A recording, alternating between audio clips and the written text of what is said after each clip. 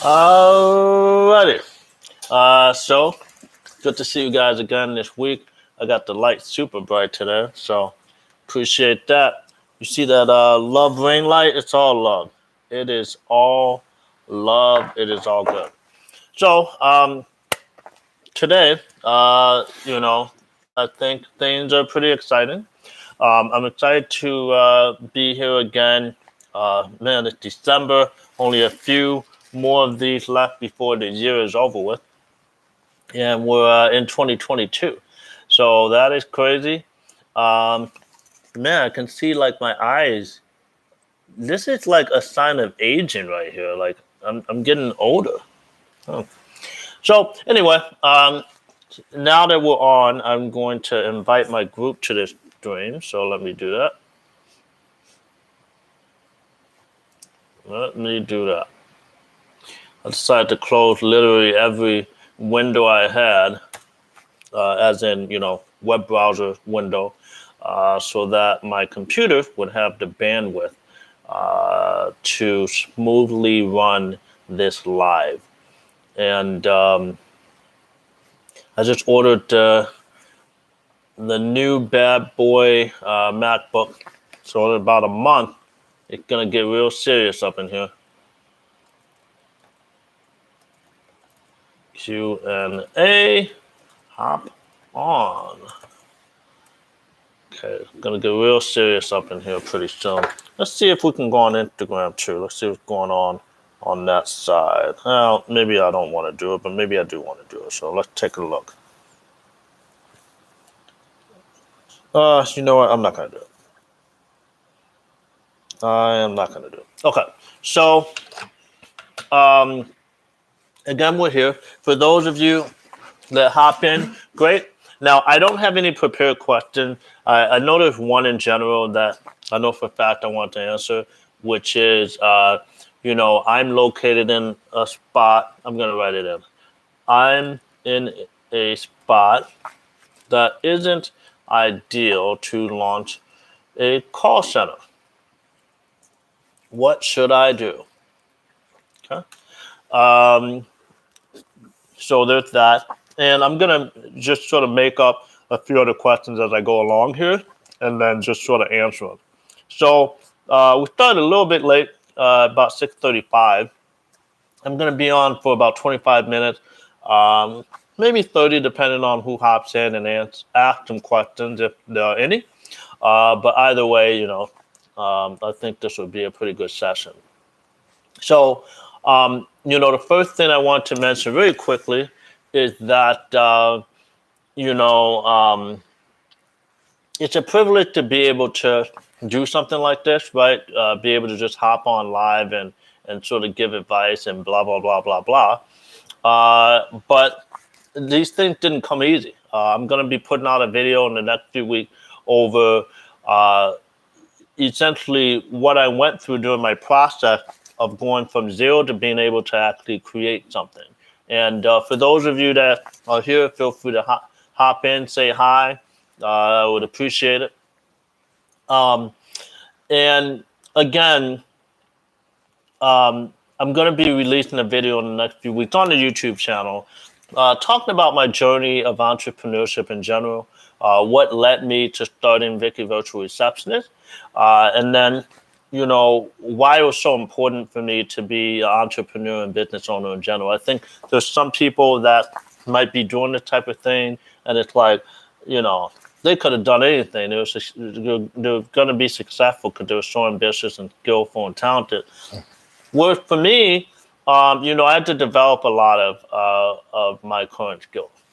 When I was 25 years old, or especially when I was like 22, 23, I was somebody that had a great mindset, I would say, but I was not going down the right path in terms of being able to actually start something good. So I wanted to talk about that. So watch out or look out for a video in the next few weeks before the year end on that. I think it should be hopefully very inspiring and helpful to those that might have, some distance between being an entrepreneur and actually preparing themselves and actively working on being an entrepreneur or business owner.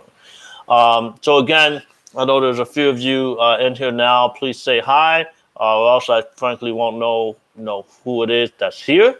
Um, Again, for those of you just hopping in, I didn't have many prepared questions today, but frankly, I've done enough of these at this point to be able to just sort of rattle on about anything regarding the business. So I know there's one question I am for sure like pre-ready to answer, but I'm gonna make up a couple other questions on the spot. And then, as always, any questions that come in while I'm talking live during this live broadcast here, I'm going to prioritize making sure that those questions are answered anyway.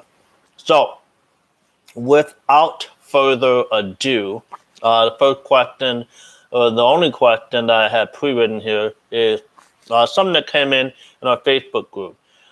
This lady said she was in California, and apparently, based off of her research, you're not able to open a call center in California. Hey, Jen, good to see you in here. So the question we're putting in is, I'm in a spot that isn't ideal to launch a call center. What should I do? Okay. So the actual question that came in the Facebook group was, I'm in California, and you're not supposed to be able. Hey, Bill, good to see you, man. And you're not supposed to be able to launch a call center in California. Now, I know that there's call centers in California, but I also know that California is pretty strict from a business standpoint in terms of all kinds of things. So there's probably certain variants of call centers that you're not allowed to launch there. California is very hardcore when it comes to 1099 workers and employment. So, it's a gray area anywhere in the country, but it's especially bad and a lot less gray and a lot more black in California. But again, the real sort of intent of the question is, I'm not necessarily in a spot where it's ideal to launch this type of business. What do I do? And thankfully, the answer is simple. You just launch somewhere else. You can reside wherever you want to reside, as long as you have a stable internet connection. But in terms of launching and running the business, it can be launched and run from anywhere. For instance, I'm in Chicago, too dark out, but if you see the building behind me on the left, that is the Chicago downtown skyline. Okay, I'm in Chicago. I'm in the state of Illinois in the United States of America. However, my company that I founded, Vicky Virtual, back in 2015, was incorporated. Excuse me. I'm probably going to yawn a few more times here. I'm telling you now. It was incorporated in the state of Texas. So, even though it's an LLC, so it doesn't have too much impact in terms of paying business taxes, because LLCs are passed through. So the income that you make in the LLC goes straight through to the individual owner or group of owners. So you pay taxes directly, just like just some type of 1099 worker, freelancer. But we still incorporate in Texas just to be sort of safe in that regard, because Texas is a very business-friendly state. And so we were able to hire people in Texas, and we simply set up what is called a registered agent in that state. And there's a lot of different co-working spaces, sort of like virtual office spaces like Regus, DaVinci Virtual. There's a bunch out there. It's very easy to find this. And essentially, the companies exist to make your life a little bit easier in terms of being able to set up in places that you don't have, brick and mortar like building or office that you can base your business in, and especially if you're located out of state. So that's what we did. We had a registered agent through something in Austin, Texas, and that was enough for us. It was more than enough, really. Bill, it looks like you started to type out a question, but it wasn't fully there. It said, when it came to marketing, did. That's all I see. When it came to marketing, did. So if you could sort of retype that. And for whoever just hopped in, please say hi. And Jen, again, if you have any questions, feel free to ask. But yeah, you can launch this company anywhere. Um, you know, as long as you have an internet connection, as long as it makes sense, right? You don't want to go to the most, you know, uh, war-torn country on the planet and try to launch a business that you anticipate being stable and running it smoothly for a long period of time. It's just not the smartest thing to do logistically, right? Um, and so, as long as it's a stable geographical area and you personally have a decent internet connection to be able to like create things and manage people virtually, then you'll be completely fine.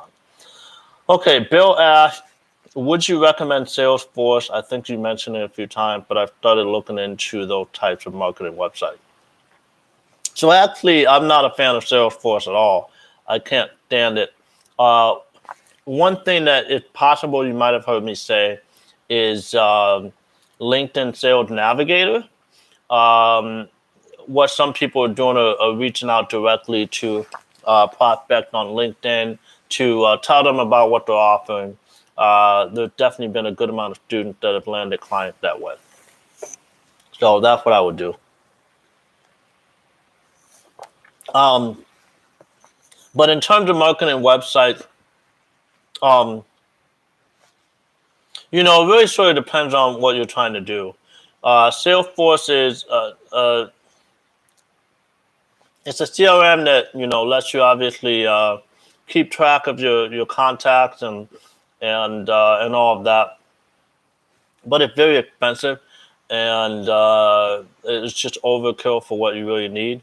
I would recommend something like Pipedrive CRM, or one thing that I do bring up a decent amount, especially in the course, is Solve 360.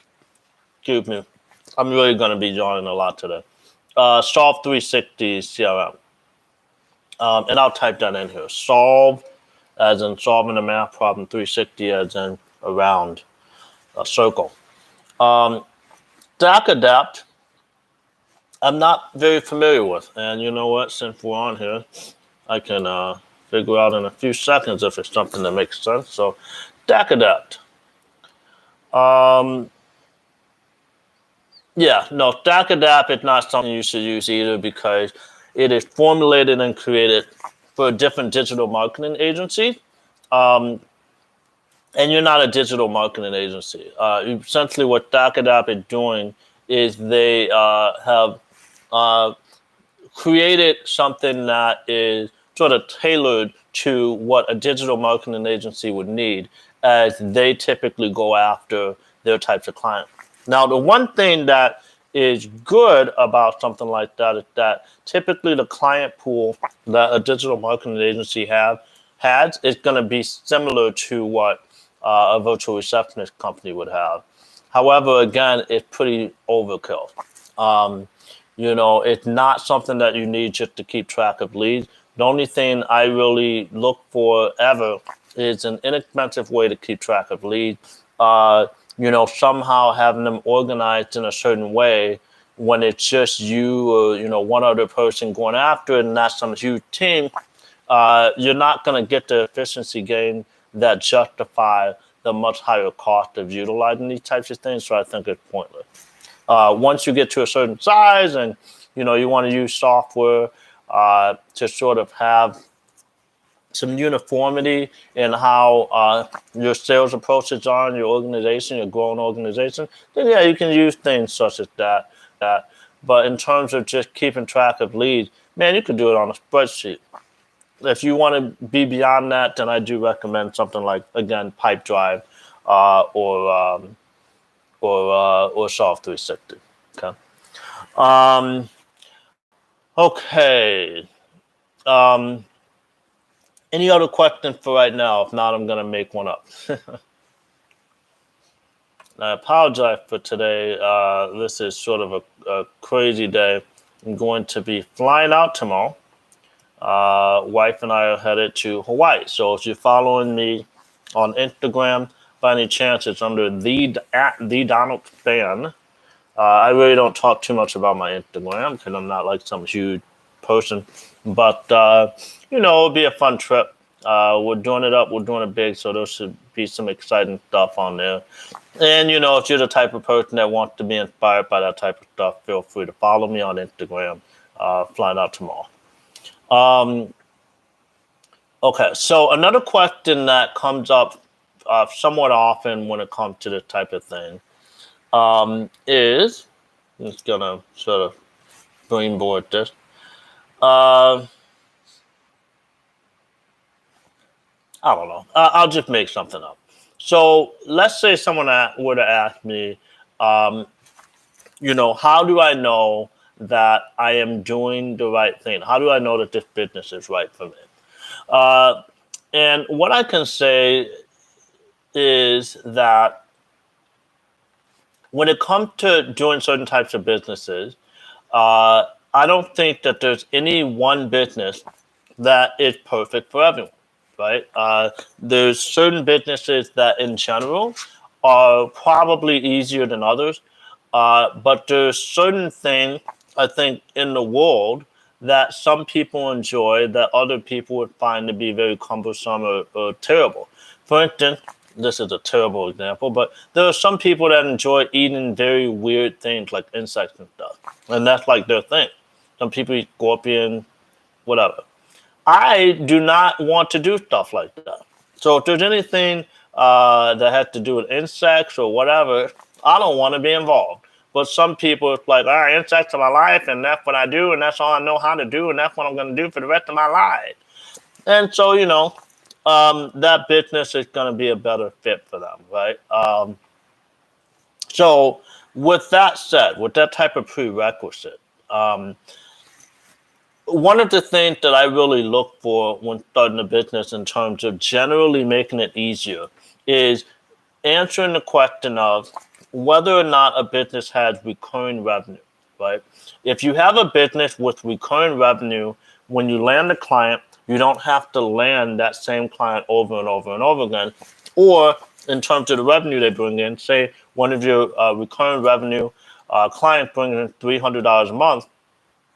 If it's not a recurring business, then that $300 in revenue that you got in, say, November isn't going to be guaranteed or even expected at all in December. If it's a recurring client, then it's there. Like, unless you lose that client through churn, whatever you did in November with those sets of clients are going to be there in December as your baseline, which is great. But again, when it comes to one-time or a few-time sales, like product-based businesses oftentimes that aren't subscription-based, you have to earn your revenue every single month. And that's not something I really wanted to do, right?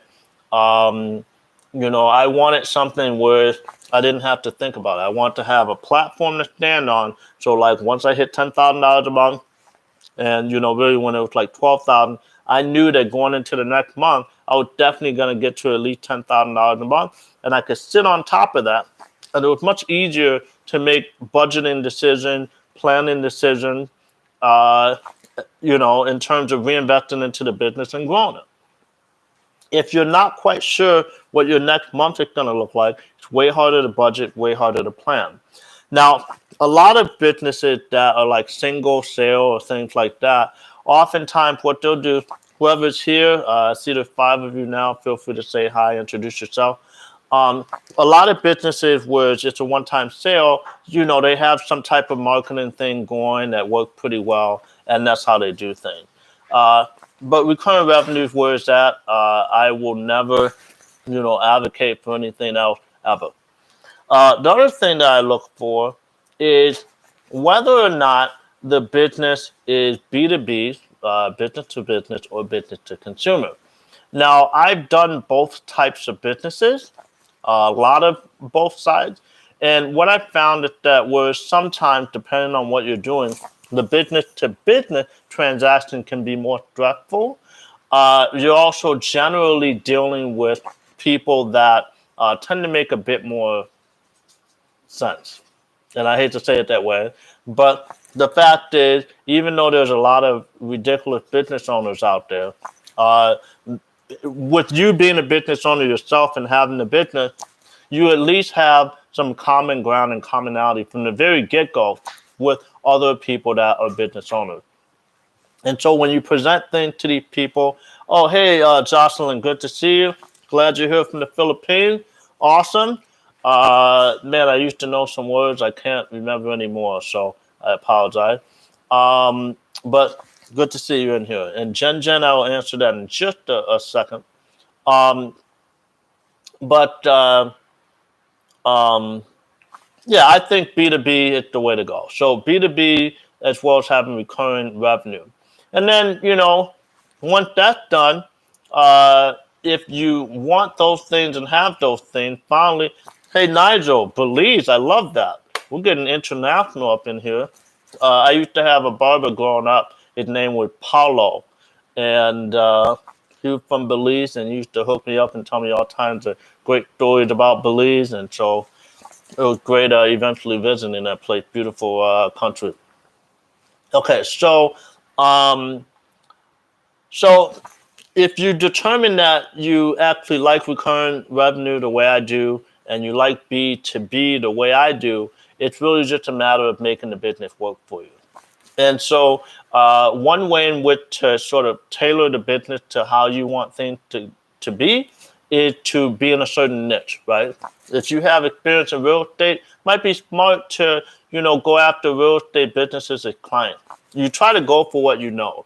It makes your life a lot easier when it comes to prospecting and going after potential clients, because the reality is that if you already know the jargon, if you already know the nuances of the industry, when you're talking and having engaging conversations with your prospect, you can meet them where they're at, right? You can be on the wavelength. Wow, this is a cool effect on this video. You can meet them and, be on a good wavelength and have some rapport. And the other reality is that your prospects will be able to, give your words more validity. You can say, hey, you're a realtor. I used to be a realtor. I understand the unique needs of realtors, and we have trained our agents to that effect. This is what sets us apart from our competition. I'm telling you right now, if you give us a shot and you have calls that are coming in that you're missing, we can provide value to you. It's a much easier sale than, well, I've never been a plumber, but, we're really ambitious. We really want to do a good job. It's not as compelling, right? So that's that. So you figure out ways to make running a business more comfortable, right? The dream, of course, for a lot of people is to be a business owner. For me in my life, especially 10 years ago, it was like, man, I just want to own any business so that I can work for myself and have some level of freedom. That's all I want. I don't care what business it is. I want some type of business. And so, I didn't have any passion about what the specific project was, right? I didn't need to have passion. A lot of people say follow your passion and you never work a day in your life. I think that's sort of ridiculous. There's so many different business opportunities out there. And if you're lucky enough to have your passion, great. But what I found a lot of times is people that pursue their passion and then, you do it as a job all of a sudden and it becomes a grind, well, that passion level goes down after a while. Now you're stuck. And maybe it wasn't as lucrative because you were insisting on that particular passion. So what I found is that finding a business that works for my personality type, for how I am in terms of my nature, I start to gain passion as I start to gain revenue and income, and the business works pretty well. So keep that in mind. If you're asking yourself whether this is a business that makes sense, really ask yourself, how can you make this business more suitable and fulfilling for you as you launch and continue to grow? Okay. So Jen, I'm going to assume your name's just Jen, said, I'm going to solo to start. I'm going to start solo. How many clients do you think someone could realistically manage before they take on an agent?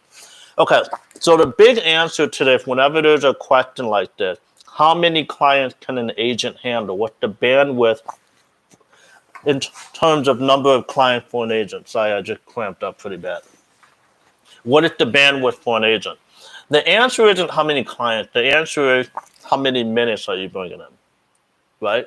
Because at the end of the day, the only thing the agent's really doing is they're taking calls and they're managing the call. And so the bandwidth of an agent is directly tied to that. It's minutes. Revenue is arbitrary, right? If you charge $1 a minute versus $2 a minute versus $3 a minute, the amount of revenue that you're generating per agent is completely different. And so think about it in terms of minutes. Now, what I'll say is that in general, when you're one agent, you're going to be missing calls before you hit the theoretical bandwidth. The theoretical bandwidth is roughly 3 handling hours per day. So that's 180 minutes handling. Now, handling time is a combination of talk time and after call work, which is you typing out notes to complete the interaction. If you do that time 22 business days, 180, that's 3,960 minutes a month, okay? So that's the theoretical bandwidth limit. Now, the reality is that calls come in waves. They don't come linearly. It's not going to be this perfectly slotted in, 3 hours over the course of the day. It's just not going to work. By the time you get to 2 hours a day, you're missing calls. Maybe around, 90 minutes a day, you're missing calls to the point where, you might annoy a client or two. And so I would say comfortably, the highest you can go is about 90 minutes of handle time a day, would break down to a little bit over an hour a day per day of talk time. Now, if you're doing about, let's say, 60 minutes a day in talk time, you're at about 1,320 minutes a month if it's 22 business days, okay? Now, if you break down those 1,320 minutes, if it's one client, great, right? But usually the larger plans, you're charging a bit less per minute. If they're all starter plans that are like $99 and they only get like 50 minutes for that, right? And you got 1,320 minutes, well, now you got, let's say 27 clients at $99 per, and they're making I'm going to be very specific, $2,673 a month, which is pretty decent, okay? Hey, Mende, good evening. Good to see you on here. Glad to have you here. Let us know where you're from. So you could be at $2,700 a month and bring in, up to, 1,350 minutes a month, whereas usually starter plan users don't use all of their minutes, so maybe it'll be closer to 1,000 minutes a month, okay? But if you got one client that definitely uses 1,300 minutes, well, you're probably not going to charge them the same rate. Maybe you're charging them 90 cents a minute. And so instead of $2,700 for roughly 1,300 minutes of usage of calls that you're taking, you're charging 90 cents a minute. So that's $1,170, right? So it's less than half, and your bandwidth is about hit. So I would focus on the amount of minutes that you can handle. And then as you take in clients, yes, the revenue is important, but take notice of the amount of minutes each one of these clients is, bringing in. And then once you approach that 1,300 to 1,500 minutes a month in total calls or usage, that's when you need to say, okay, I'm going to need some help. Whether you bring in someone part-time or full-time, you're going to need some help. Now, I'm the second person that's taking calls, you're going to have more overall bandwidth. I said that, you're basically hitting your limit around 90 minutes a day for one agent, but for two agents, that increases substantially per agent. You can go to at least 2 hours. So over the course of the month, each person of the two people can go up to 120 minutes a day, okay, instead of the 90 minutes. And so over the course of the 22 working days, now you're at, 2,640 minutes a month.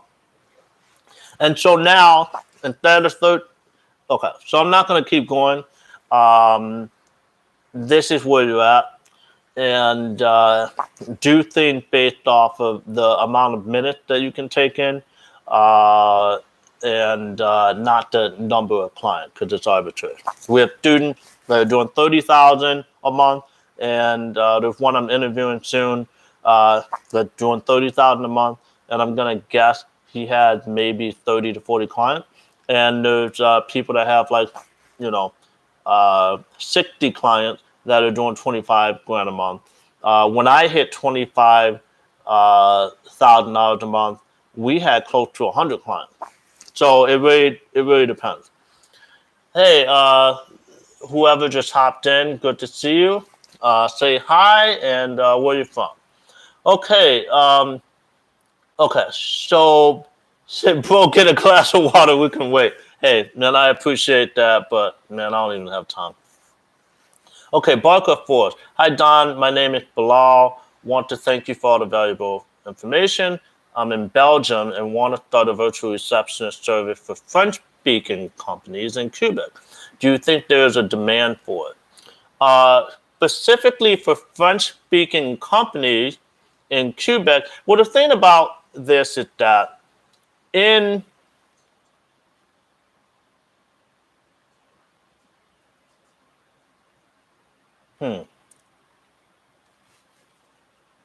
I mean, if you're talking about Canada, you know, there's a lot of French, but it's also bilingual. And so I don't know if you're trying to go after specifically only the French side and you're only doing French agent, which is fine, or you're doing bilingual agent with the emphasis on French as the other language. Uh, the point is that there's a demand for it, and it's specific enough and large enough whereas you can get to like, I don't know, 250 clients or so decently easily without actually taking any real market share. And that 250 client, you know, chances are you're going to be free. If you make $1 million a year at your job, then you're not going to replace that with 250 clients. But if you make 250 or less, then you're definitely going to replace that or more with 250 clients. Okay. Oh, Mende, Boston. Okay, awesome. Good to see that you're in the tribe. Awesome. Indiana, represent. I'm in Chicago, so not far away. Um, so would it be best to start off solo then gradually bring in others? Uh, hey Mark, good to see you, man. From a capturing revenue and being able to take in some money and budget cash flow standpoint, yeah, it's fantastic. Just start off solo, bring in some clients. Keep in mind that if you're taking calls, it's harder to do outreach. But if you hustle hard enough, it's definitely doable. There's a lot of people that are doing that. I can promise you. This is a business that can be launched for just a few $100s, especially if you start solo. So Bilal, again, circling back, yes, you can absolutely go after companies that are French speaking and have French clients and are emphasizing French, and you can provide that. And again, the nice thing about being that specific and niche is that when you go after your prospects, you can say what type of company you are, and you'll be speaking to them, meaning they will be more attracted to you as a vendor option, making the sale that much easier. If it's 20% easier that way, fantastic. That means a 20% chance that with the same amount of effort as someone else, you're going to have an even better opportunity, or maybe you'll land 20% more clients, whatever. But in terms of whether there's a demand, I can tell you right now there's a demand. And let me circle back really quickly as far as demand in general. No, I don't know the percentage. But when you really think about it, and for some reason, there's some people that don't quite know how to internalize this. This market, the demand side, the market opportunity that's eventually going to be captured over the next few decades is monstrous. When you think about literally any company that exists on this planet, okay, 90 in the U.S., 96% of all incorporated companies do revenue of less than $1 million per year. So that means 24 out of 25 companies that exist and are actually incorporated, let alone people that are just going at it. 24 out of 25 are doing less than $1 million per year. If you're doing less than $1 million per year, then you're probably, a lot of them are not paying. It's not like there's a bunch at 900,000. A lot of them are not in a position where they're paying some in-house receptionist $50,000 a year. Also, usually companies that are smaller than that, there's some type of desire to grow and, create a larger company that can, provide a better maybe future for the owners and operators of these companies. And so my point is this. For every single one of these companies, for most of them, or at least half of them, whatever, let's say it's a third of literally all companies, they have a need to answer the phone when a call comes in. Now, there's a lot of companies that don't care about that, but there's a lot of companies that could benefit from it. They just currently aren't doing it, and partially because they think it would be too expensive to do it, right? Like we had manufacturing companies. Most manufacturing companies don't give a crap about answering the phone, but we have fantastic manufacturing companies as clients because for a few $100s a month, they could stand apart from their competition by having the phone answered. And so again, last I checked, 28 million businesses in the US. Okay, 24 out of 25 of those businesses are going to be less than $1 million in revenue. And so out of 28 million, let's say 25 million, whatever it is, are doing less than $1 million. Let's say a third of them, okay? So, over 8 million companies need their calls answered. There are not 8 million companies currently getting their calls answered. And that's just in the US alone, okay? So if your entire goal is to capture 1,000 out of over 8 million companies, and that puts you in a position where 100% you're profiting in the 7 figures per year, 100% of the time, then yes, the demand's going to be there. And so even when you niche down, just think about how many companies there are in Quebec.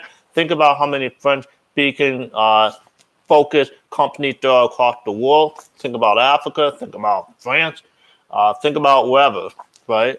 The demand is there, and I can't emphasize it enough. I want it to be completely crystallized and ironed into your brain that it's there.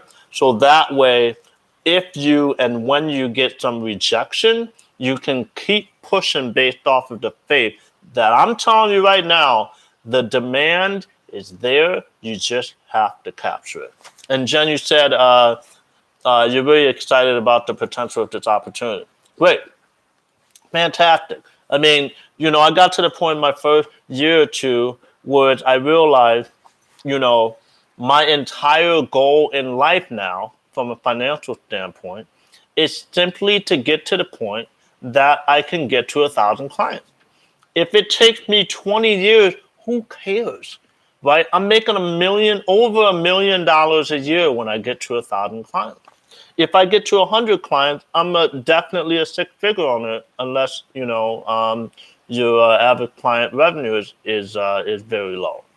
So it might take time. It probably shouldn't take 20 years, but there's so many companies and business owners that stick around and they're doing things like owning a convenience store or something, where they show up and they're working all these hours, and the convenience store isn't going to, 100x in size, right? They can spend all the capital and get all kinds of loan to maybe get other locations and stuff, but then you got this headache.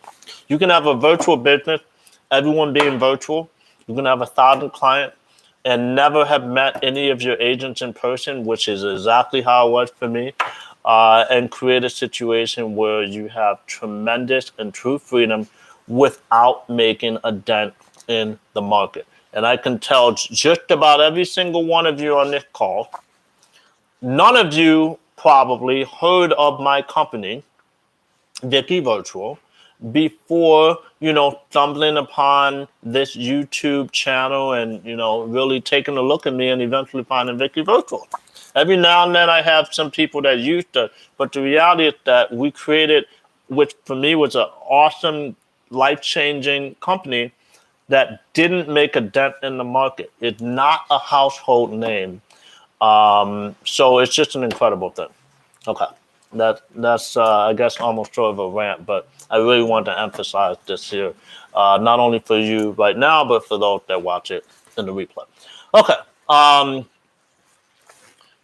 This water is pretty old, but I am gonna take a sip.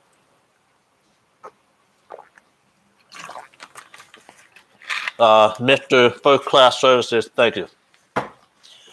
Okay, Jocelyn, in the Philippines, if you start solo and get multiple clients, how are you able to answer the call? Once you have high missed calls just because you are answering calls from other clients at the same time. So I covered that a little earlier in this call. Again, there is a theoretical general bandwidth limit to agents, and that's about 3 hours a day. If you're by yourself, it's closer to 60 to 90 minutes a day, and then it starts to get a little hairy. It's okay if you miss a call every now and then. If you miss less than 10%, then you're all good.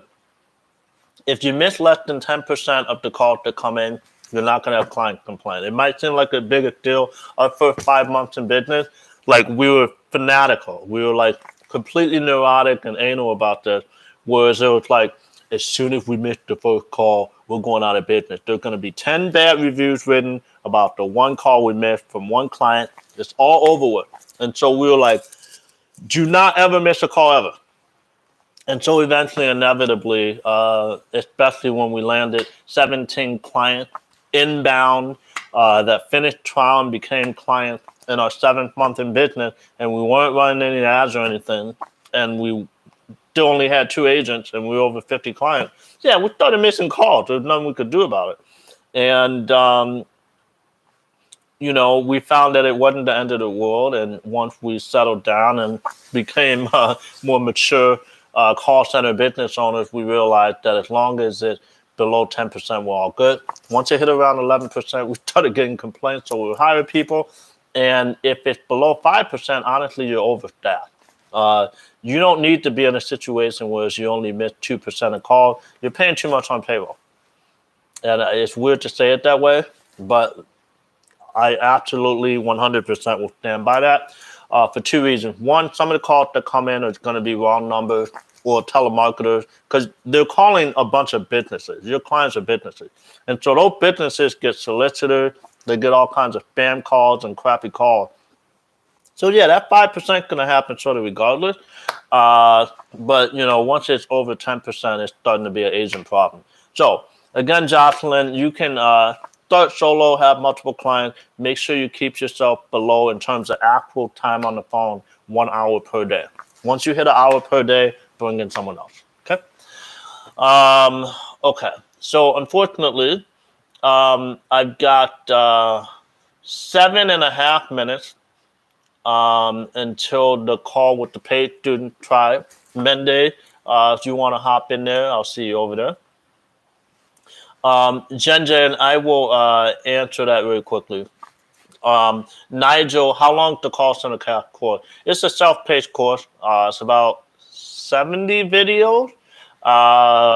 And, I've seen people power through it in a weekend, right? And I've seen people take a couple weeks to go through it. So it depends on the person. But it's about 70 videos. The videos range in length from like literally 5 minutes, about 5 minutes, up to like 35 minutes. So it depends on the video and the subject that I'm talking about. But, I'm also sort of constantly, slowly adding to it. Once you get in, I don't ever kick you out. So as I continue to add to it, I plan on doing an entirely additional module next year on mindset. Because right now, everything in there, it's like the ABC, and I give a lot of insight. Like how I'm talking right now, as I talk, I sort of, insert sort of little gems and stuff, and sort of go on tangent, but it helps you understand the call center business better. I do that throughout the course. But I decided I'm going to do an entirely different module on mindset. And then there's some other stuff that I'm going to be adding. So as I add, if you buy the course today, you'll have access to that new material. I'm not some dude that's just here to sell courses and that's my life and that's the only income I ever have. I'm not going to be someone that sells a bunch of people call center cash and then it's like, okay, well, that one's obsolete. Here's call center 2.0, pay me again. That's not going to happen. So you get in, you're in, and it's all great. Okay. Okay. Jen asked, and I really have to go. Okay. Barker, I'll consider that. That's, part of the pre-launch, which is actually in the course. I'll consider whether I do a video about how to bring customers into the business before launch. I'll consider it, but it is in the core. At some point, you got to invest in yourself. It makes your life easier. A lot of people that go through my videos and they sort of piece things together. Yeah, it's possible. This isn't a very difficult business, but the reality is that it takes more time because you're piecing things together. You have more trial and error. And frankly, because you're missing out on more clients and you'll probably make mistakes, it ends up being more expensive. So keep that in mind. I promise you, I mean that when I say it. Okay. Chen, what constitutes a 1099 agent? Would it be if I don't provide headsets, would they have to pay for that themselves? The thing is, you're technically not supposed to pay for 1099 agents headset. I did anyway because who cares?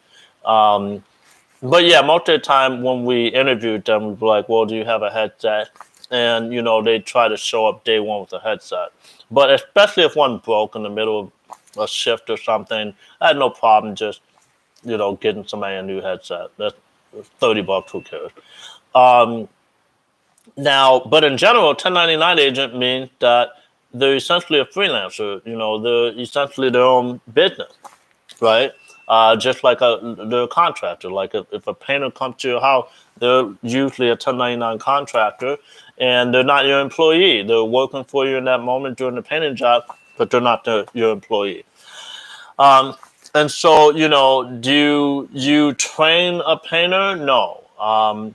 Do you, sometimes you'll pay for the supplies to get your own house painted, but you're certainly not going to buy painting supplies for the painter to go do other houses, right? So when you start to do that and you're paying for those things, you're starting to treat them like W-2. And the entire premise of 1099 versus W-2 is classification in terms of tax. The U.S. government, especially in the U.S., they are trying to figure out whether they can legally tax you on anything and everything.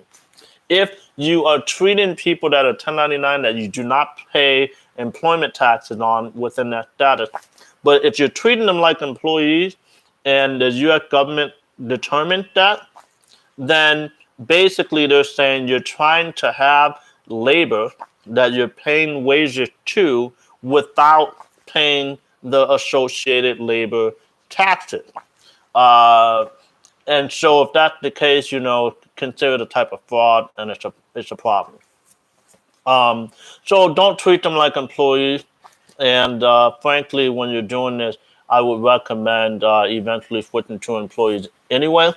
Now, another thing I'll say right now, and this is available for students of the course in the tribe, I launched a staffing company with one of the students actually, and we provide agents that are they're from Eastern Europe and they're fantastic, no accent. But the point is that when you use our agents, you're not 1099 in them, and they're not W-2, and you never have to deal with payroll taxes, and it's never a gray area, completely legal. You don't even have to file it as a payroll expense. You file it as a business expense.